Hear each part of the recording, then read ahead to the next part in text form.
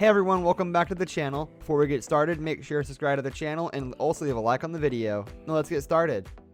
Getting married quickly after you meet someone for the first time is not always a good idea, as several couples on the show have proven. One such example are Larissa dos Santos Lima from Brazil and Cole Johnson from the United States, who met via an online dating site and got engaged 11 days after meeting in real life for the first time. Flowers! No flowers, honey. I'm sorry. How was your flight?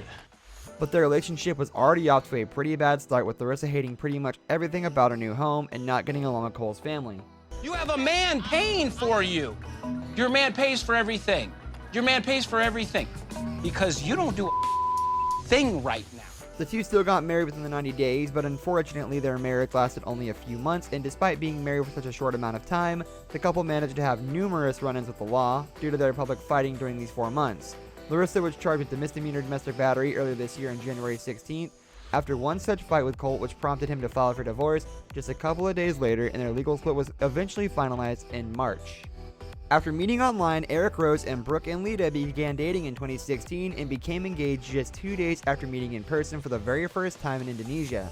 They tied the knot in season 6, but the marriage was trouble from the beginning. Stay in my room. Tasha, you're not even staying there anymore. Tasha, get your and get out. She was also not happy about the fact that Eric was still paying child support to his wife Tanya, and instead wanted to get him full custody of his stepdaughter Jenica.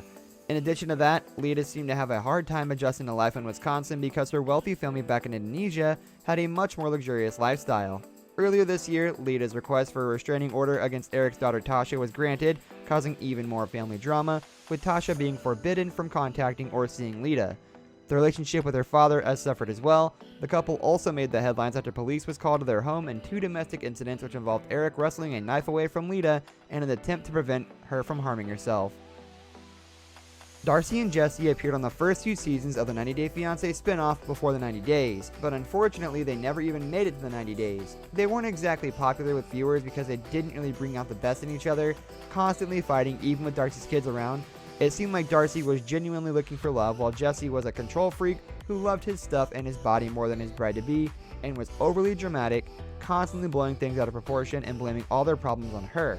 Yes, you do. What did I do, Jesse? You're scaring me very, Wow, very you're overreacting.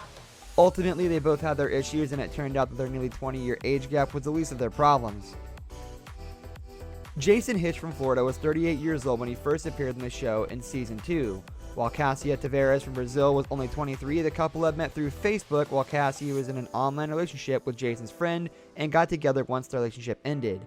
Not long after meeting, Cassia moved from Brazil to the United States to live with Jason and his father, and the couple started a mail-order snack business called Gifting Fun. But things were not going too well for the couple, as Jason struggled to find a way to make Cassia happy, and in 2017, 3 years after appearing on the show, they separated and filed for divorce in January the following year, after Jason was charged with domestic violence.